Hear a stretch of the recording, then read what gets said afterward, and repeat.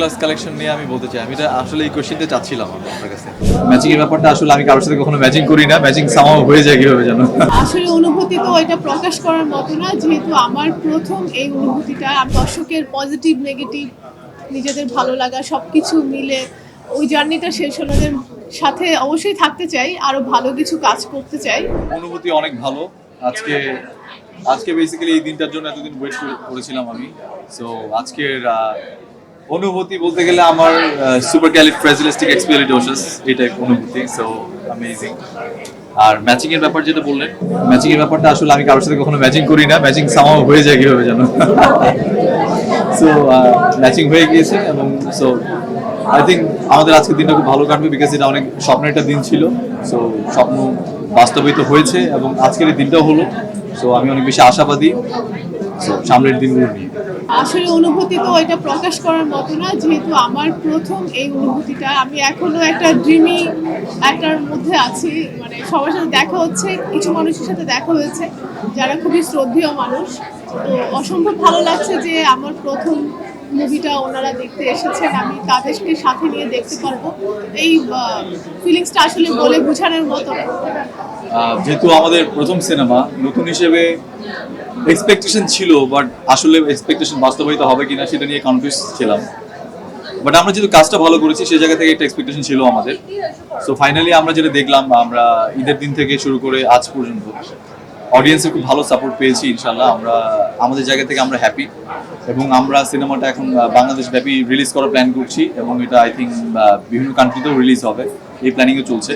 তো সেই জায়গা থেকে আমি অনেক বেশি আশাবাদী মাসুদ রানা নিয়ে। এবং এই সিনেমাটা আমাদের আসলে অনেক কষ্টের একটা ফল, আপনারা জানেন, বহুদিনের অপেক্ষার একটা ফল।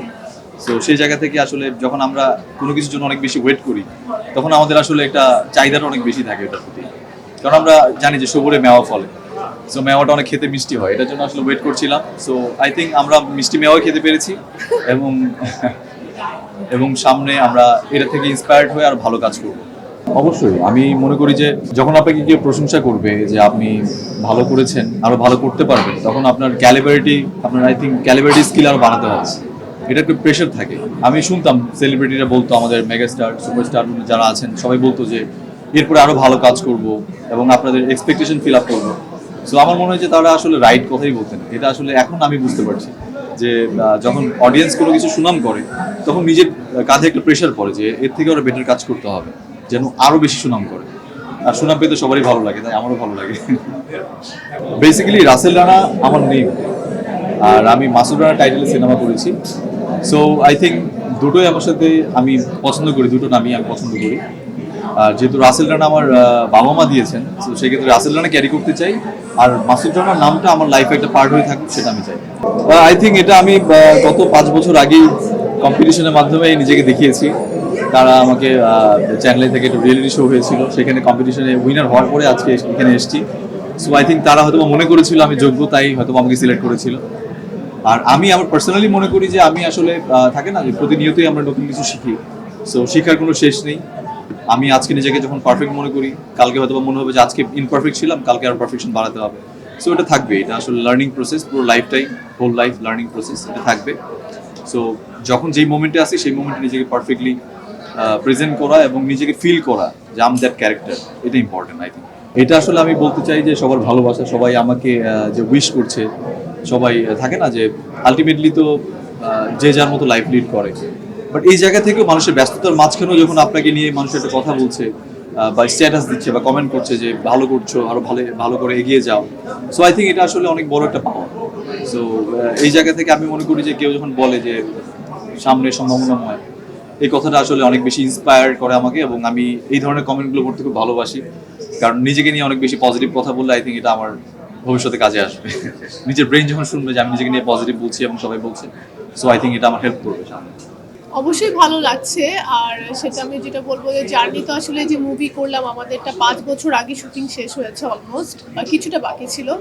সো এটা তো অবশ্যই একটা চ্যালেঞ্জিং ছিল যে কবে আপনাদের সামনে মুভিটা উপস্থাপন হবে। সো হলো, এটা একটা জার্নি শেষ হলো, তারপর দর্শকের পজিটিভ নেগেটিভ নিজেদের ভালো লাগা সবকিছু মিলে ওই জার্নিটা শেষ হলো। আজকে স্পেশাল স্ক্রিনিংয়ে সবাইকে নিয়ে আমরা অনেক সিনিয়র পার্সনদেরকে নিয়ে দেখতে পারবো মুভিটা। সো সব কিছু মিলে আসলে অনুভূতিটা অন্যরকম মাসুদ রানার সাথে।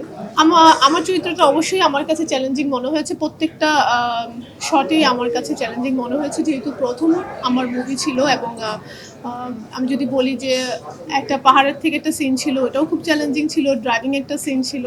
সো আমার কাছে চ্যালেঞ্জিং মনে হলেও করার পর অবশ্যই এখন যখন স্ক্রিনে দেখতে পাচ্ছি এটা ভীষণ ভালো লাগছে। এবং আপনাদের সাথে অবশ্যই থাকতে চাই, আরও ভালো কিছু কাজ করতে চাই। সেটা তো ডিপেন্ড করবে স্ক্রিপ্টের উপরে, ডিরেক্টর প্রডিউসারের উপরে। তারা যদি মনে করে যে আমাকে নিয়ে ভালো স্ক্রিপ্ট আমার পছন্দ হলে অবশ্যই সামনে কাজ করবো ইনশাআল্লাহ। আসলে আমাদের দেশে হচ্ছে আর্জেন্টিনা, ব্রাজিল, এই দুইটা দেশ সবচেয়ে বেশি প্রেফার করে। বাট আসলে আমি সকার খেলা এবং মানে ফুটবল খেলাটা আমি সব দলের খেলা দেখতেই ভীষণ পছন্দ করি, ছোটবেলা থেকে, ক্রিকেট থেকেও বেশি। সো স্পেসিফিক কোনো নাম বলতে চাই না, কারণ ওই যে পরবর্তী দেখা যায় যে পোক করবে পাবলিক। সো অবশ্যই একটা দল তো খুব পছন্দের আছে, বাট নামটা মেনশন না। ক্লাস কালেকশন নিয়ে আমি বলতে চাই, আমি এটা আসলে এই কোয়েশ্চেনটা চাচ্ছিলাম আপনার কাছে, সো পেয়ে গেলাম ফাইনালি। আমি এই যখন আমি সিনেমাটা আসলো আমি চিন্তা করতাম যে প্রিমিয়ার শো তো হবে, এর আগে থেকে আমার ড্রিম ছিল যে প্রিমিয়ার শোতে আমি কি পরে যাব, এটা নিয়ে একটা ড্রিম ছিল। এটা মেয়েদের থাকে নর্মালি, বাট আমার সামাও ছিল এই ড্রিমটা, কি ড্রেস পরে যাবো এটা নিয়ে ছিল, আমার একটা কনফিউশন ছিল। তো সেই জায়গা থেকে আমার সানগ্লাসেরও একটা ব্যাপার ছিল। সো সানগ্লাস আপনারা দেখতে পাচ্ছেন, এটা গোজোর সানগ্লাস, এটা আমার একটা ফেভারিট ব্র্যান্ড, আর tuxedo from feed elegance. So আমার টার্গেট ছিল যে এই দুটো ব্র্যান্ড থেকে আমি পিক করবো এই জিনিসগুলো। সো আজকে পিক করতে পেরেছি, এবং আমার এটা আই থিঙ্ক থাকে না যে আমার বাকেট লিস্টগুলো সব আসলে আমি যেটা চাচ্ছিলাম সেটাই হচ্ছে, বাট একটু সময় নিয়ে হলো আর কি। বেসিক্যালি আপনাদের মধ্যে অনেকে হয়তো জানেন যে আমার ব্যাকগ্রাউন্ড ছিল ফ্যাশন ইন্ডাস্ট্রি, আমাদের দুজনেরই ব্যাকগ্রাউন্ড ফ্যাশন ইন্ডাস্ট্রি থেকে। সো ফ্যাশনের ব্যাপারে আমরা মোটামুটি কনসার্ন ছিলাম, যদিও আমরা পরিপক্ক না, বাট আমাদের জায়গা থেকে আমরা যতটুকু সম্ভব সচেতনভাবে ড্রেস আপ করার চেষ্টা করি। সো সেই জায়গা থেকে আমাদের এটা, যেহেতু ব্যাকগ্রাউন্ড এটা ছিল, আমাদের একটা কনসার্ন থাকতো যে আমরা আসলে কোন ড্রেসটা পরে কোথায় যাওয়া উচিত বা এই জিনিসগুলো মেনটেন করা উচিত। আর আমি ব্যাকগ্রাউন্ডে আমার র্যাম্প মডেলিং স্টার্ট করেছিলাম বুলবুল টুম্পা আপুর কাছ থেকে, তিনি গ্রুমিং করিয়েছিলেন, এবং আসাদ খান ভাই। তো তাদের হাত ধরে আসলে ফ্যাশন ইন্ডাস্ট্রিতে আসা, এবং এই জায়গা থেকে আমি মনে করি যে ফ্যাশন ইন্ডাস্ট্রি আমার অনেক কাজে এসছে।